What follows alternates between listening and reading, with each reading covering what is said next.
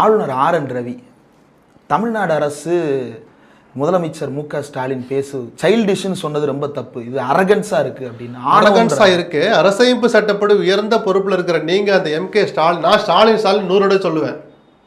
அது மரியாதை குறைவுன்னு சொல்லலை. ஒரு பேச்சு வழக்குல விவாத வரவு பேசலாம். ஒரு அதிகாரப்பூர்வ பதிவை வெளியிடுற போது நான் முதலமைச்சர், நான் ஸ்டாலின்னு சொல்றேன்னா முதலமைச்சருக்கு லெட்டர் எழுதுறேன், மாண்புமிகு முதலமைச்சர் மு.க. ஸ்டாலின் அவர்கள் தான் முதல் வரி எழுதுவேன். அதுதான் மரியாதை.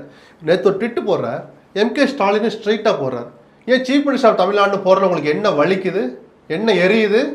ஸ்டாலின் உங்களுக்கு பிடிக்குதோ பிடிக்கலையோ, உங்களுக்கு வெறுப்பு வருதோ, அவர் தான் இன்னைக்கு முதலமைச்சர், தமிழ்நாட்டு மக்களால் தேர்ந்தெடுக்கப்பட்ட முதலமைச்சர். முதலமைச்சர்னு போடுறதுக்கு உங்களுக்கு என்ன தடுக்குது? அப்ப சிறுபிள்ளைத்தனம், இது அரகன்ஸ் அப்படின்னு சொல்ற தகுதி முதல்ல ஆர்.என். ரவி அந்த முதல் வார்த்தை முதல் வரியிலேயே இழந்துடுறார்.